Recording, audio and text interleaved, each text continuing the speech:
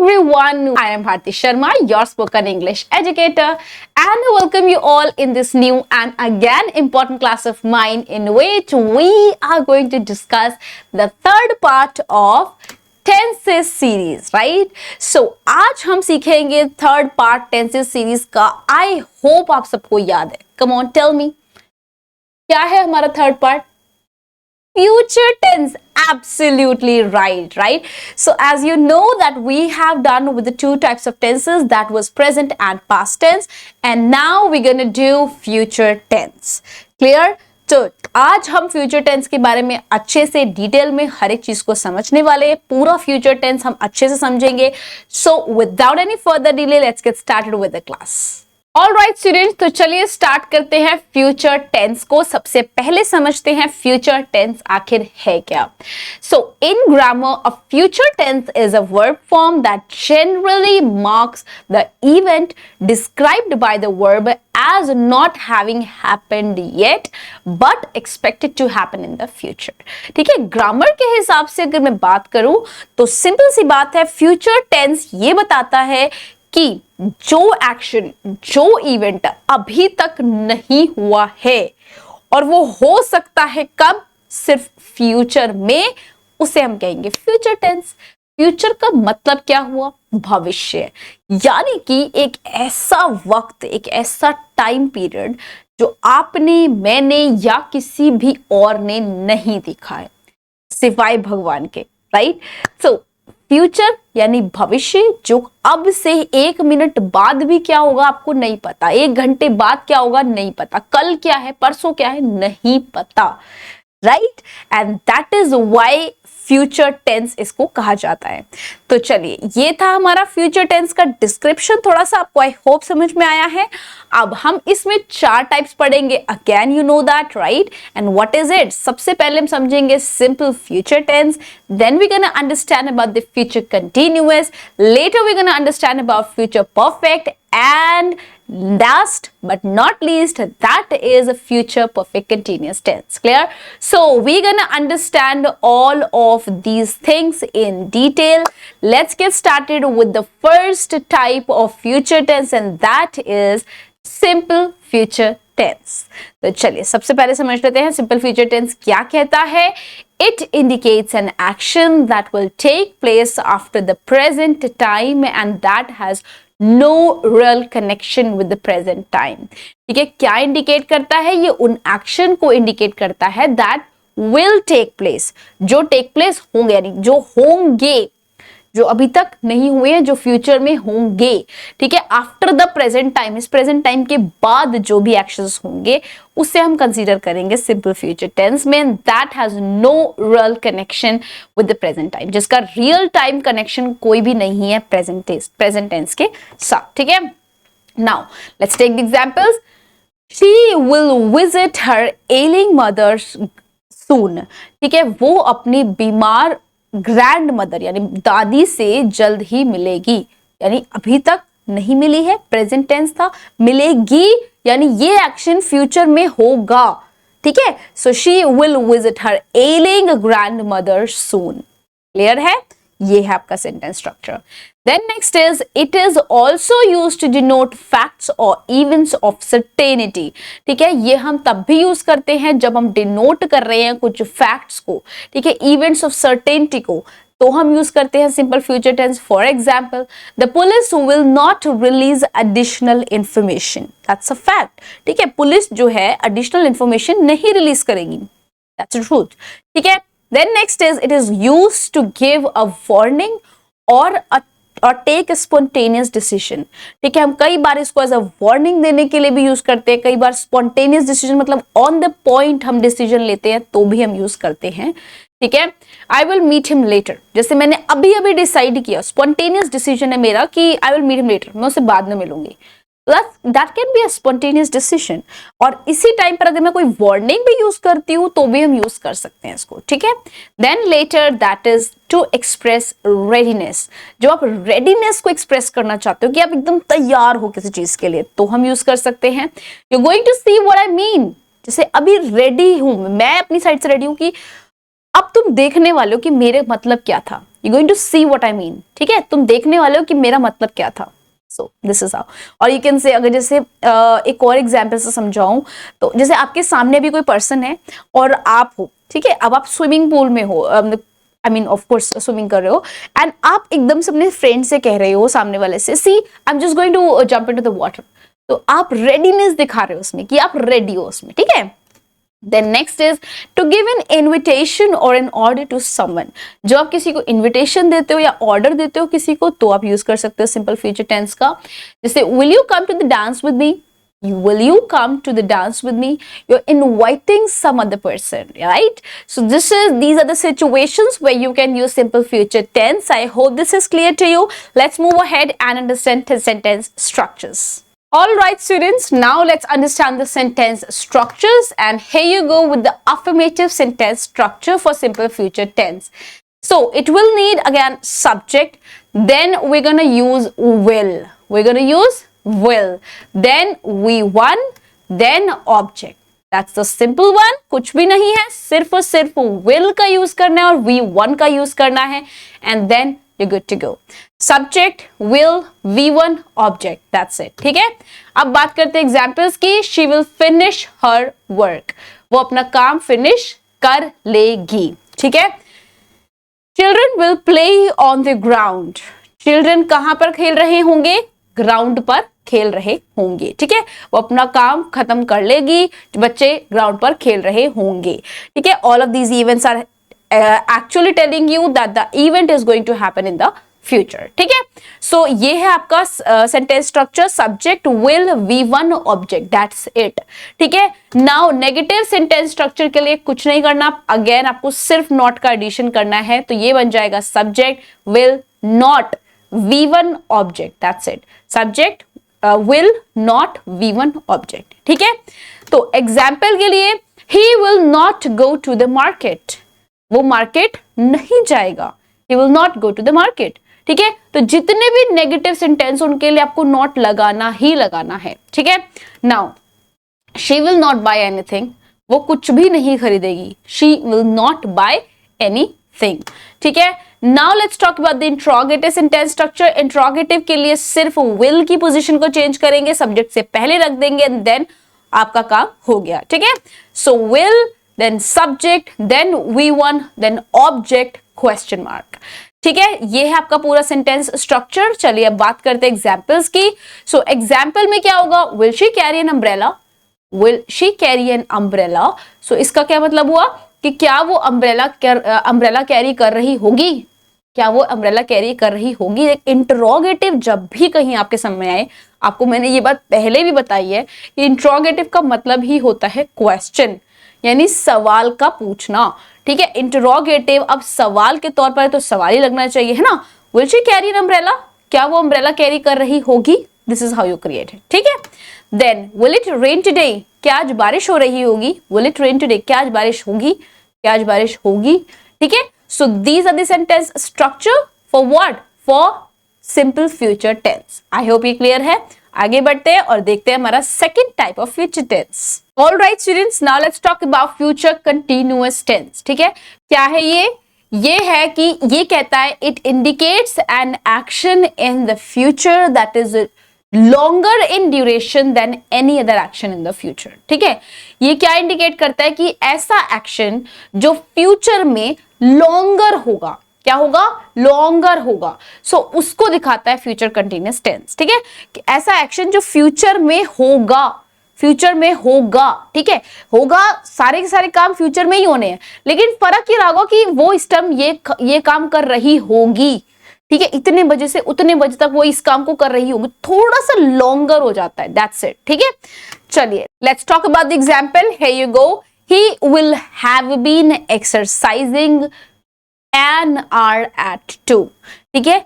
2 बजे उसे एक्सरसाइज करते हुए 1 घंटा हो जाएगा, ठीक है. अब एक्शन कब पूरा कंप्लीट होगा? फ्यूचर में 2 बजे, ठीक है. So this is what I'm talking about. Now let's talk about where do we use it.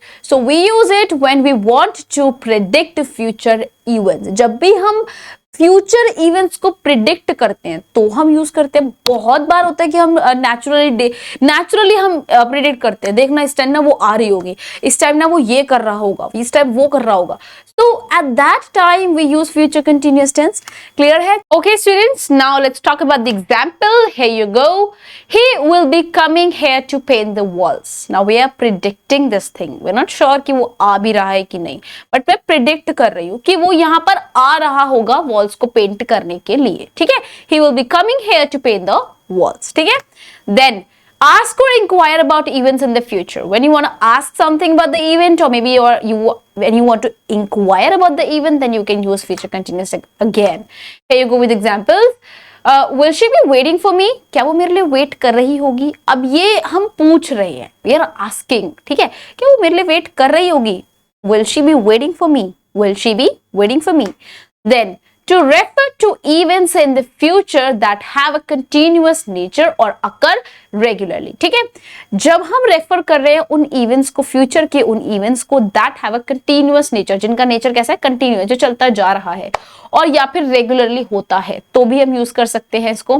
जैसे I will be writing my research paper at this time next week, कि अब ये कंटिन्यूसली चल रहा है तो मुझे पता है भी आगे चलता रहेगा कि अगले हफ्ते मैं इस पेपर पे रिसर्च कर रही होंगी। आई विल बी राइटिंग, लिख रही होंगी, I will be writing my research paper, ठीक है, एट दिस टाइम, इस टाइम में। जैसे हम कई बार क्या होता है कि हमें डेट शीट जब मिल जाती है, याद है आपको वो टाइम की जब हमें डेट शीट मिल जाती है और हम बोल रहे होते हैं यार इस टाइम कल हम तो पेपर दे रहे होंगे, कल हम इस टाइम एग्जाम दे रहे होंगे, right? So at that exact time period I am talking about, and that time period we can use it in future continuous tense. Clear? So these were the usages and these were the definition of future continuous tense. I hope I made this clear to you.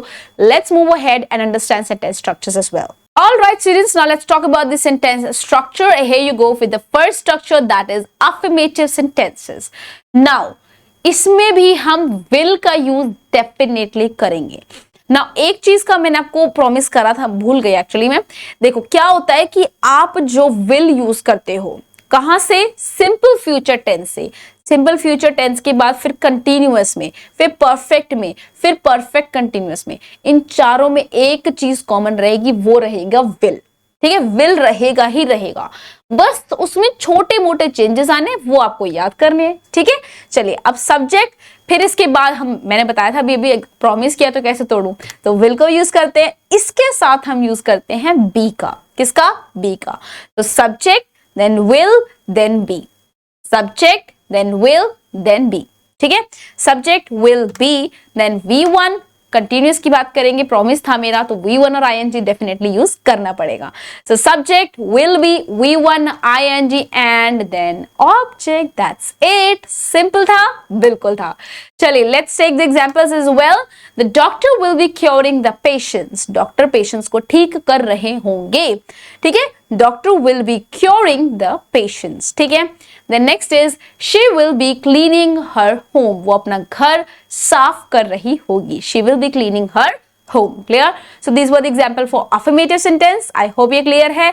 Next लेते हैं negative. अब फिर से negative में कुछ भी नहीं करना. क्या करना है? Not का addition बस. So here you go. Subject will not be. ठीक है, will be के बीच में लगाना है not. ठीक है, subject will not be V1 ing object. ठीक है, नाउ ये रहे आपके examples. They will not be having tea. वो चाय नहीं पी रहे होंगे. They will not be having tea. The next is she will not be standing in the queue. वो लाइन में खड़ी नहीं होगी. ठीक है, she will not be standing in the queue. Okay students, now let's take the sentence structure for interrogative one. और इसके लिए आपको क्या करना है, फिर से सब्जेक्ट में वहीं के वहीं रहेगा, सिर्फ हेल्पिंग वर्ब की पोजीशन को चेंज करना है. जो सब्जेक्ट के बाद थी उसको सब्जेक्ट से पहले रखना है. That's it. ठीक है, so it becomes will then subject then be then V1 ing object question mark. Clear है? शाबाश. चलिए एग्जांपल्स भी ले लेते हैं. Will he be going to his office. क्या वो अपने ऑफिस जाएगा आज? will he be going to his office. क्या वो आज अपने ऑफिस जाएगा? ठीक है, The next is will the students be making noise. क्या बच्चे शोर मचा रहे होंगे? क्या बच्चे भी शोर मचा रहे होंगे? ठीक है, इस तरीके से आप बनाते हो sentence structure future continuous tense के लिए। आई होप ये क्लियर है। चलिए आगे बढ़ते हैं और अब समझते हैं third part of future tense, that is based on future perfect tense. Alright students, now let's take future perfect tense. ठीक है, future perfect tense क्या है? It is used to refer to an action which will have been completed at some point in the future. ठीक है, हम इसका use कब करते हैं? इसका हम यूज करते हैं उन एक्शंस के लिए जो फ्यूचर में किसी पॉइंट पर आकर खत्म हो जाएंगे। ठीक है, वो होता है हमारा future perfect tense. Now let's take the examples. By the time we arrive the kids will have gone to bed. जब तक हम घर पहुंचेंगे तब तक बच्चे सो चुके होंगे।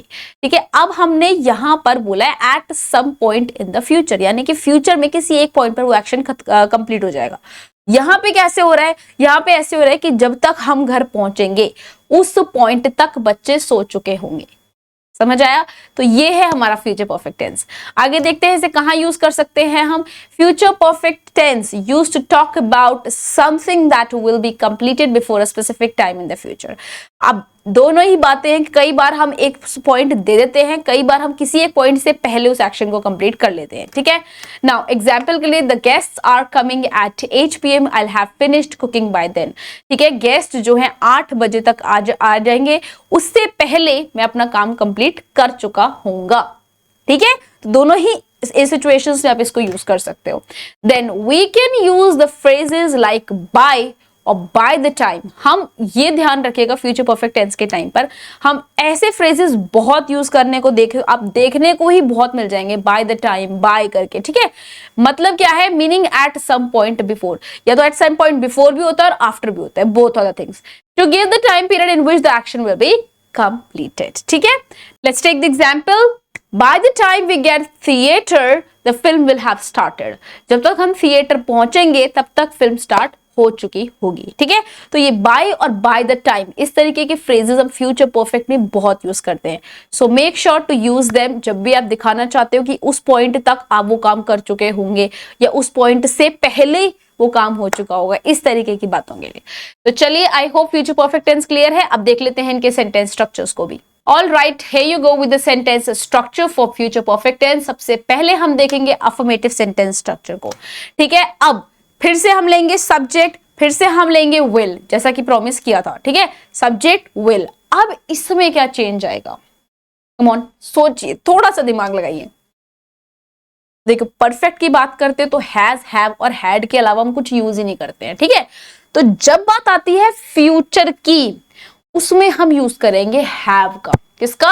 हैव का। ठीक है, so subject will have, then V3, क्योंकि प्रॉमिस किया था परफेक्ट जब भी यूज करते हैं तो V3 का यूज करेंगे ही करेंगे। ठीक है, subject will have V3 then object.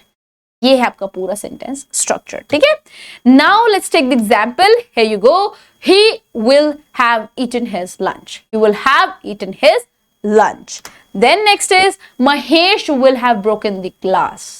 ठीक है, ये दोनों हो गए एग्जाम्पल्स अफर्मेटिव के। कुछ भी नहीं है, आप सिर्फ और सिर्फ सेंटेंस स्ट्रक्चर के अकॉर्डिंग सेंटेंस को बनाने की कोशिश कीजिए। आई एम 100% श्योर जब आप कोशिश करोगे तो वो डेफिनेटली बनेंगे। ठीक है, चलिए नेगेटिव के लिए सिर्फ और सिर्फ नॉट का एडिशन करना है हमें, तो सेंटेंस स्ट्रक्चर बन जाएगा subject will not have V3 object. That's it. ठीक है, नॉट का एडिशन करेंगे। Now I will not have drunk the milk. I will not have drunk the milk. ठीक है, she will not have returned my book.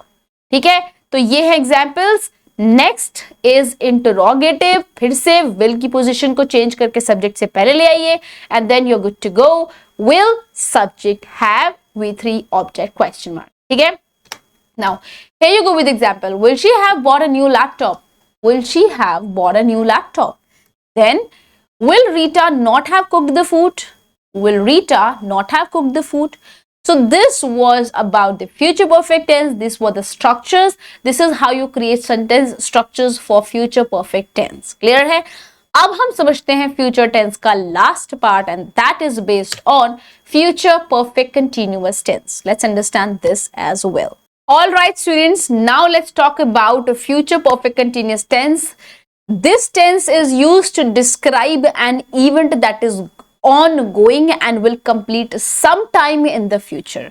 ठीक है, ये क्या दिखाता है, ये डिस्क्राइब करता है कि कोई एक्शन पास्ट से शुरू हुआ, कंटिन्यू हुआ प्रेजेंट में और खत्म नहीं हुआ, फिर वो फ्यूचर में भी कंटिन्यू चल रहा है. ठीक है, और किसी ना किसी पॉइंट पर आकर वो खत्म होगा. इतना लंबा एक्शन चलेगा इसमें.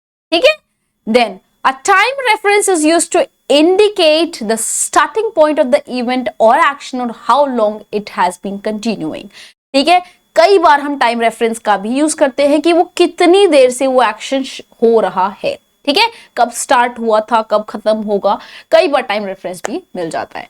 Commonly used words to indicate time reference are since and for. ठीक है, कॉमनली कौन से वर्ड्स हम इस टाइम पे यूज कर सकते हैं टाइम रेफरेंस को बताने के लिए? सिंस का और फॉर का. ठीक है, सो ये है चीजें, ये है फ्यूचर परफेक्ट कंटिन्यूअस के लिए.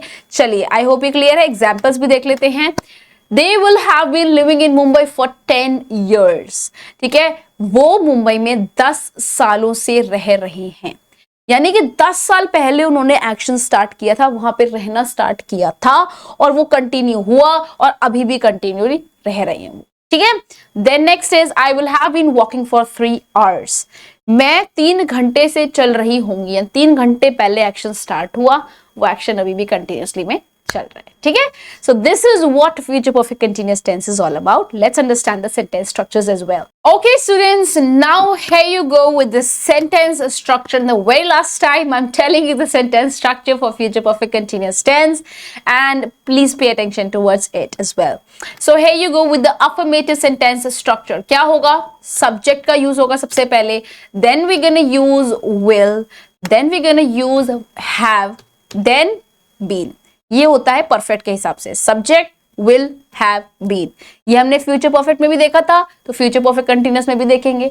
ठीक है, अब कंटिन्यूअस प्रॉमिस किया था V1 ing का, तो यूज तो करना पड़ेगा. सो ये गो V1 एंड ing, फिर ऑब्जेक्ट. अब क्योंकि मैंने अभी बताया था टाइम रेफरेंस की बात को, तो हम सिंस एंड फॉर भी यूज करेंगे. ठीक है, so subject, will, have, been, V1 ing, object and since and for. Okay students, quickly फटाफट से रिवाइज करते हैं सिंस फॉर को कहां यूज करते हैं. Though I have already told you about the since and for in the previous classes as well, but let's quickly revise it for you all. So since का हम use करेंगे किसी exact time period के साथ, हमेशा हमेशा इस बात का ध्यान रखिएगा. और फॉर का हम यूज करेंगे किसी ड्यूरेशन के साथ. ठीक है, जैसे since 1984, since 4 PM, since 8 PM, since Monday, since March, and for 3 years, for 3 months, for 7 years, for 3 days, for 2 months, किस तरीके से कुछ भी बोल सकते हैं. ठीक है, so exact time period, since, duration, for, इतना आपको ध्यान रखना है.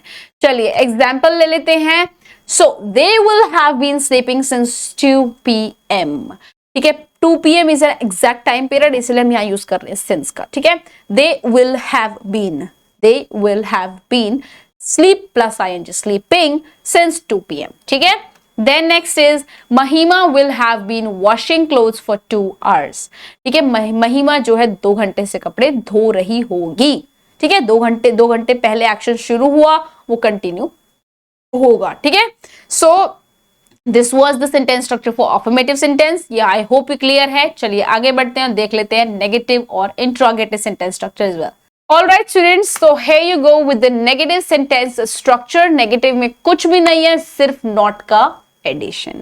So subject, will, not, have, been, V1 ing, then object, then since for. ठीक है, दोबारा मेरे साथ एक बार और. Subject, will, not, have, been, फिर उसके बाद V1 ing, object, since for. That's it. ठीक है, सिंपल था. चलिए एग्जाम्पल्स भी ले लेते हैं. Naira will not have been coloring for 1 hour. Naira will not have been coloring for 1 hour.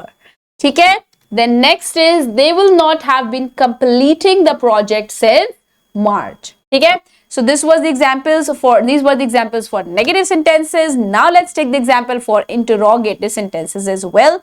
सिर्फ और सिर्फ will की पोजीशन फिर से बदलेगी. will, subject, then come on, you have to tell me. will, subject, have, been, V1 ing, object, since for, and question mark. ठीक है, okay students, now let's take the examples and here you go. Will Aman have been completing his studies since 2020? Will Aman have been completing his studies since 2020? This is the example. And the next up is, will the police not have been catching the culprits for 2 years? ठीक है, बहुत ही ज़्यादा simple है, सिर्फ और सिर्फ it's just the efforts, the practice you're putting in. Clear? So this was it about the class. I hope, I'm again hoping, that's what all I can do right now. So I'm hoping that you all have cleared with all kind of doubts related to tenses. Now what you need to do is, again and again, it's just about the matter of efforts that you're putting in, the practice you are making, right? So this was it for the class. I hope you loved it. And with this thing, I'm gonna meet you in my next class with a new and fresh topic. Till then, stay connected, be happy, keep learning, and keep practicing. Bye-bye.